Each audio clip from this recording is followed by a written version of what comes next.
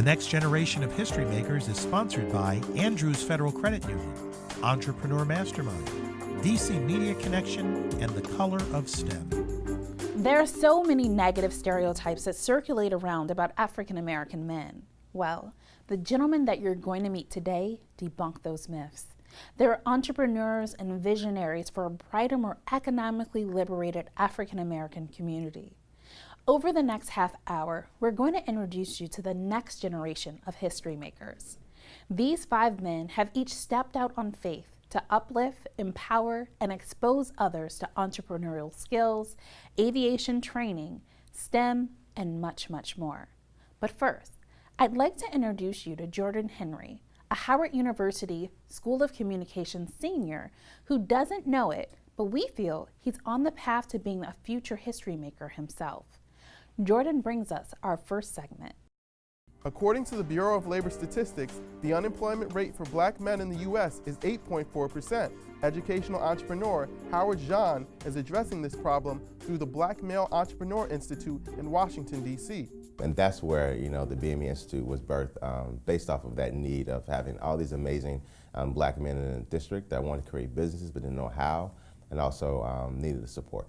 The 16-week program is developing the next generation of business leaders through training and mentorship. One of my most passionate endeavors is to help Howard and other young men like himself be greater than myself, because I want them to excel far beyond me. Going forward, Jean plans on expanding the Institute globally. The goal is to create about 2,500 entrepreneurs in the next 3 to 4 years. I had the opportunity to sit down with Howard Jean and some of the inaugural members of the BME Institute to learn more about the organization and the many ways that they're giving back. Okay, so we have Anthony Hubbard, Anthony Hales, yes, ma'am, and Cabral Sylvester. Yes. Okay. So he's introduced how the program got started, and you guys held to that calling. You got your applications in. What was that process like? What was the marketing? How did you find out about it? Anthony. Well, I actually found about it. A friend of mine saw their post on Instagram and forwarded it to me. That spawned me to look them up online and see the application process. And I mean, it was literally like a Saturday night and had to be in the next day. So I sat down on my computer and typed away and got my application in. And how did you find out about it? I actually was engaged with Howard and Keith early on. I did logos and branding work with them early on when they was first pitching the program. So sort of stayed in contact when the opportunity came. It came time to apply, put my application in. Actually, my lead advisor, she and I were discussing some strategies that we thought would move us forward, and she thought that this was a good opportunity. Cabral, let me ask you this. What compelled you to want to move forward in the process? Well, I feel like there was an immediate credibility when I saw the link, because I clicked on it and there was a video of Howard and Keith. I believe they were on BT discussing the program, and so there was that sort of immediate credibility attached to the program. And so I said, yeah, this seems like a good opportunity. What has this experience been to you thus far? The experience, it helped me hone things with the business. I've been in business a year and a half going into the program, and things I had grown, I had saw growth, but it helped me to really sit down and focus exactly and figure out, okay, how do I want to grow the business? What do I exactly envision the business, and to make sure that I was really utilizing my time in the most resourceful way.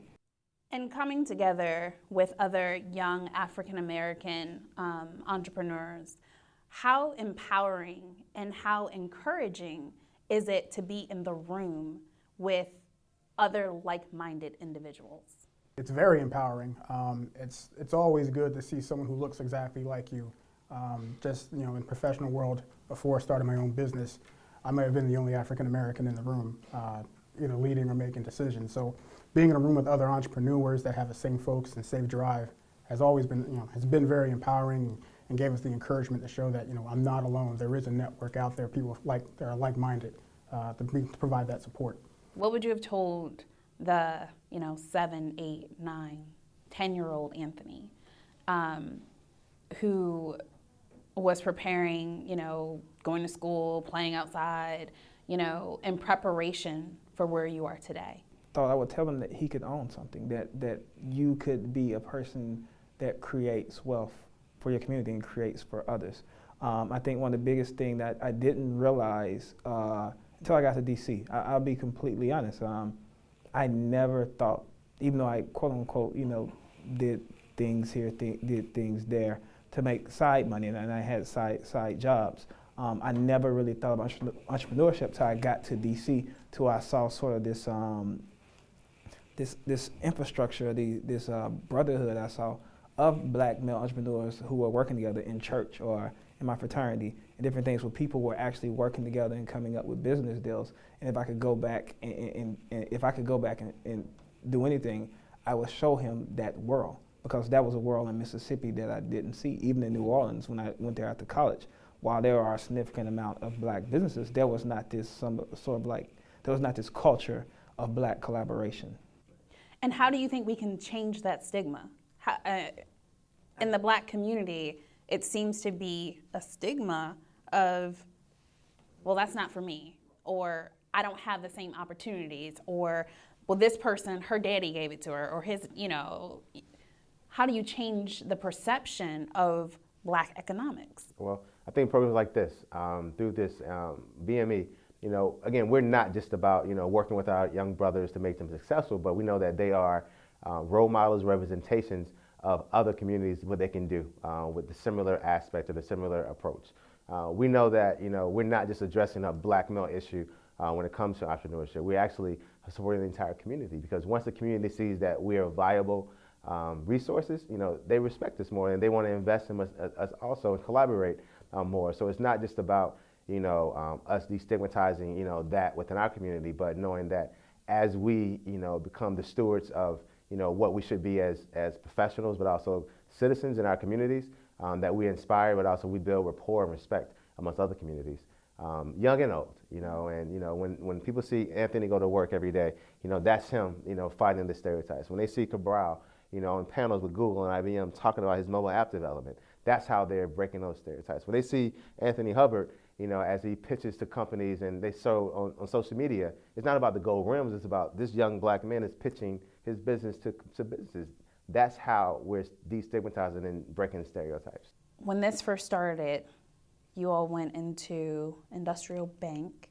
Can you tell me a little bit about why and what that process entailed? Well, actually, the event was a culminating activity for the NFI pilot.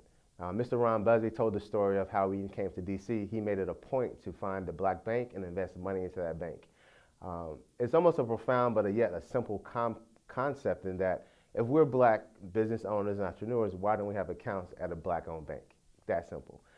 So that day was for me, I think about it often, it was a moving day because, we're ushering in young men, young black men, and also our mentors were there. So you have 2 or 3 generations that are walking in saying, we're going to make a stand and continue to do business and start doing business with black-owned banks. So that was a local movement, but man, we have a national response. So that was a very moving day. And I want to thank Industrial Bank for partnering with us on that endeavor. And also for our guys for investing their own money into their bank and really sending a message to America that, we can support our own. Marco Clark. At age 11, his guidance counselor labeled him a functional illiterate. Fast forward to today, Dr. Clark has 2 master's degrees, a doctorate in higher education, and he's the founder and CEO of the Richard Wright Public Charter School in Washington, D.C. Clark Atlanta University gave me an opportunity after I wrote a letter to a dean. And the dean said, listen, I'm going to have a phone conversation with you. And we talked about what my challenges were. What did I learn from my challenges? And how could I be a better young man? When I got to the campus, I recognized something. Because I listened to the label that was given to me at 11 years old, I actually put myself behind. Even though I was mislabeled, I put myself behind because I listened to what somebody had to say about me negatively.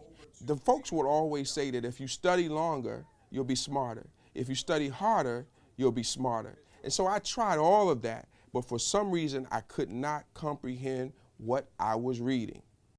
That hence was my problem. So I went to my advisor, Dr. Johnny L. Wilson. He saved my life by saying, listen, you don't have an issue with smarts. Your issue is with reading, comprehension. And what you have to do is make sure that you learn the strategy. There's a strategy to comprehension.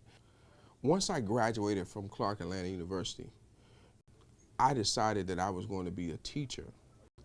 During the program in my junior year at Clark Atlanta University, I ran across a professor that was connected to my advisor, Dr. Wilson. And he introduced me to a man who said, we need more African American males in public school education. So I heard about this thing called charter schools. And charter schools gave me the autonomy to put the money in the right place, to align myself with the kids and fix their deficits. I was able to do that, and I decided I was going to open a school for journalism and media arts. We opened Richard Wright Public Charter School for Journalism and Media Arts because I recognize that the data says that most of the kids that you serve in public schools have issues with reading. So we felt like if I could fix reading, here's the old cliche, if you read well, then your writing would get better. So if you could read well and write well, then now somewhere along the line you will have an orator skill where your speech will get better. So if you could read well, write well, and speak well, you can begin to advocate for others who were coming behind you. Being a black male, we have the epidemic that we have to do better than our absolute best. We have to go above and beyond. And so they make sure that we have a tie, a blazer on, that we're wearing black slacks and black shoes, that we're together. So when we go out here, when they see us, that we're not looked upon as somebody that's just another hood person or another gang member out here trying to make trouble, but that we're actually out here trying to make a difference, wanting to do better, wanting to go above and beyond our absolute thoughts and imagination. My name is Isaac Jackson. I am in the 12th grade, and I see myself studying motion pictures or directing in the film industry. My biggest highlight at Richard Wright happens to be the annual film festival that we have every year, our Black Tie Gala. Being that over the past 4 years, I've been a part of an excessive number of films and written and directed in those films. I feel like that overall was my biggest highlight at the school, being that we were able to create more than enough films to actually have an annual event to show off those films of what we did during the year. That's where my total advocacy came, because I had finally had my dream fulfilled, that I was in a position where I could control the dollars to make sure they went in the right place, where I could control the curriculum to make sure our kids were learning what they needed to, and where I could control the passion and the interest of those who were working in the school and let them know that you have to be here for the kids or you can't be here. It brought tears to my eyes to know that a dream that I had one day about opening a school, a dream that I had about putting kids in a position where they would know that they were superstars, a dream that I had that was talking about how you get urban kids from the ghettos of our cities and communities around the country to the White House to watch the president take off in the helicopter and wave at them, was a phenomenal moment. And it was something that was amazing to me because they will forever remember that. Exposing our future leaders of tomorrow to new and different experiences is the first step towards awakening their minds to endless possibilities. Rear Admiral Arthur Johnson has flown over 1,000 flight hours since receiving his aviator wings of gold in 1981. Today, he's sharing his passion for aviation with students at 2 Christian academies in Maryland. As a recognized STEM advocate, he's teaching boys and girls how to fly. We're going to fly at Manassas Airport. For those that were here first year, you remember that's the airport we did our orientation flight in. Once I graduated from the United States Naval Academy, I proceeded down to Pensacola for flight training. And that flight training took a period of 13 months. It was split between Pensacola, Florida and Corpus Christi, Texas. And after I received my wings of gold, I was very fortunate. I was selected at that time to go back to Pensacola to be a flight instructor. I finally made it to my fleet aircraft, which was the Navy P-3, and my first fleet assignment, which was a 3-year flying assignment out in Barbers Point, Hawaii. Since that time, I've been all over the world, flying all over all the 7 seas. I finished up my naval tour right here in the DC area at the Pentagon as a director of assessments for the Navy staff. Destiny Aviation Services is a small company that I started. The goal of Destiny Aviation is to increase the number of people that are able to work in the aviation industry. I currently oversee the STEM aviation program here at Shabbat Christian Academy and also another program up at Reed Temple Christian Academy.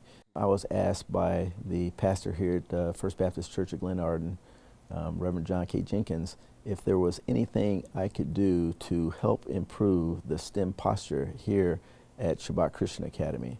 And after a very quick period of deliberation, I responded that I thought there was something that could be done to help our students become more comfortable with the idea of studying STEM and working in STEM, in the STEM arena, and using aviation as that vehicle to deliver that message and that idea.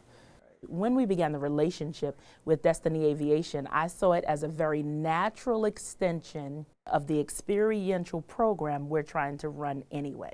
The brain needs engagement in order to take complex information to mastery. So what Destiny Aviation gives us is a really dynamic program that allows children across their school day to tie content together. So it allows for integration. At Reed Temple Christian Academy, we have 322 students from age 2 to grade 8.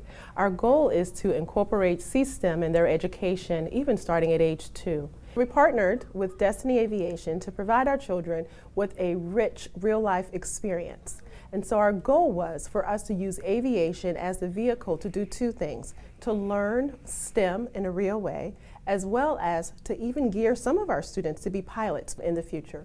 It's not our goal that all of our students will become pilots and participate in some form of aviation, but it is our goal to make sure that they all have the tool to choose it if that's what they want to do. I think we do a great job of really doing a lot of hands-on activities for them, really doing that kinesthetic piece, which boys seem to really like. I guess as you're talking about history makers, you can see, you're like, wow, this is going to be our next generation of great inventors and great engineers and great, people who will design, develop communities and build infrastructure. So it's exciting to me to see what's happening at Reed Temple.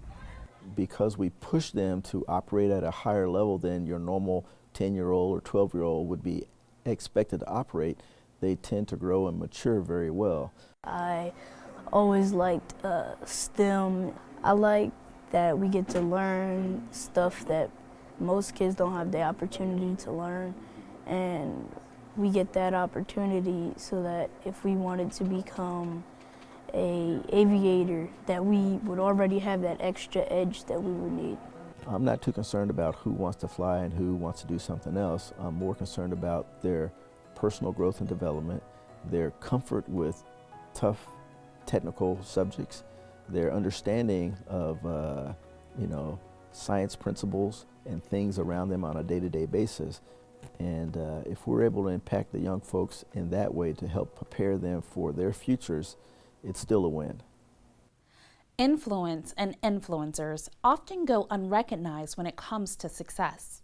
But John Burns has made it abundantly clear that his mother and grandfather were essential to guiding and shaping his life. As a co-founder of an iconic organization, Icon to I Can, John is reshaping the conversation of influencers.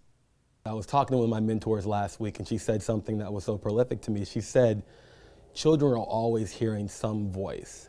You just want to make sure that the good voices outweigh the bad voices. A mentor can be a number of different things, and our organization is called Icon to I Can, just because not that you have to be a professional athlete or a movie star to be an icon. You can be a police officer, you can be a teacher, you can be a number of different things, because we believe an icon is someone that really empowers their community and leaves a legacy, not someone who may be successful in the business world, but someone who's really making a difference. I'm curious, for you, what's your why factor? One of the first kids that I mentored, probably like 7 or 8 years ago, he came up to me, he was like, JB, I'm so empowered, I'm so impressed by you. Until I met you, I'd never seen a black man in a suit.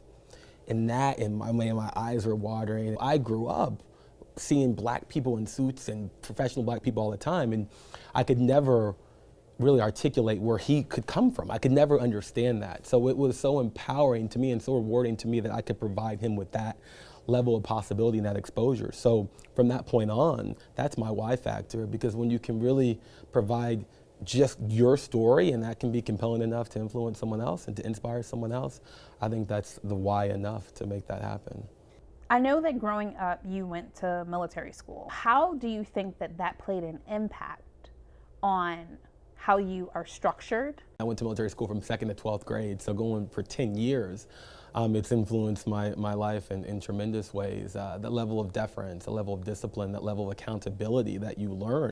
Talk to me a little bit about some of the different programs that you are a part of right now. So I have my own nonprofit that we started, the Icon to ICANN Foundation, and in partnership with that, we started a big speaker series, and I'm also spearheading called Icon Talks, and we go across the country and bring prolific and celebrated speakers and to different cities, and we're doing a big event in San Antonio with Shaka Khan. I will interview her, and it's kind of like a TED Talk, but it's inspirational based. So every single conversation has a theme, and our theme for the conversation with Shaka Khan is from success to significance, and how you really transcend being a successful person, whatever that may mean in the professional world, to being a significant human being. I'm also on the board of UNICEF, and UNICEF is a world humanitarian organization that really helps kids around the world. So that's been a passion project of mine. I've been on the board for about 3 years now. I also sit on the board of 100 Black Men, the DC chapter of 100 Black Men. I've been the vice president for 5 years. And then I'm also active in a number of different organizations from a legal perspective too, providing kind of advocacy and legal work and legal help to underserved and low-income communities. You have your BA from Tufts, your JD from Georgetown. You're the co-founder of Icon to ICANN, a professor at the Omega Studios School of Applied Recording Arts and Sciences, a legal correspondent and columnist for a host of large broadcasting entities, and you're an associate at Croft and Altman. So clearly, you're a man on a mission. And Sean Combs just asked me to join the board of Revolt TV. What would be your words of encouragement for the little Black boys who have a dream to play football? I played sports all my life, and I remember my coach growing up, he used to say that I'm not preparing you to play in the NFL or the NBA, and preparing you to play in the world of life. I think what you learn playing sports is so applicable to what you can take with you when you go into your world as an adult. Teammanship, public speaking, working together, being accountable for your part, whether it be a part of a play, whether it be a part of, your role as a defensive lineman or a quarterback. I mean, you play your part in a bigger team to accomplish a goal. So I think some of the really important traits that you learn on the field of football or on the basketball court can really apply in your daily life moving forward. So I would say to that young boy, always be hungry and always still try to strive to see what's out there, because you never know. Back in 2008, Douglas Byrd was accepted into the East Coast chapter of the Tuskegee Airmen Youth and Aviation Program and earned his private pilot's license at age 17. Today, he wraps up our special by sharing personal footage of his journey to earning his wings and encourages us all to follow our dreams and soar.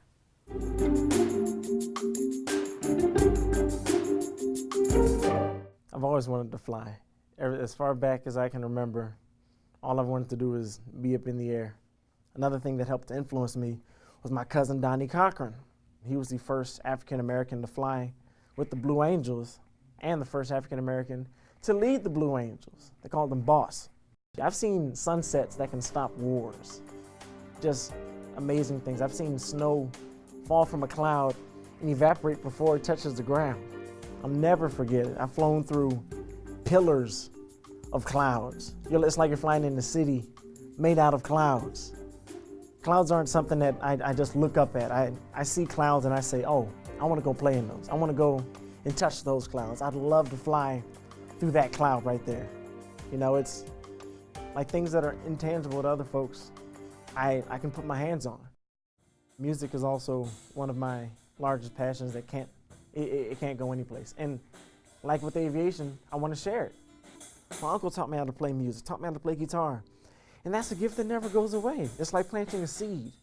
And like with, I'm sure the way all instructors should feel, they want their students to excel, and they want that seed to grow bigger than they are. I do a lot of career days. Any chance I can get. Elementary schools, those are my favorites because their minds are still open, you know, and they haven't been exposed to it, and they haven't been exposed to the biases of the world, you know. They're still pure for the most part. So I really enjoy talking with the young folks, any youth groups, churches. I don't want for young folks to become pilots, but I do want to inspire them to dream. Thank you so much for tuning in to this special half hour of the next generation of history makers. From all of us at BRTV, we welcome your comments. Please send them to info@brtv.biz.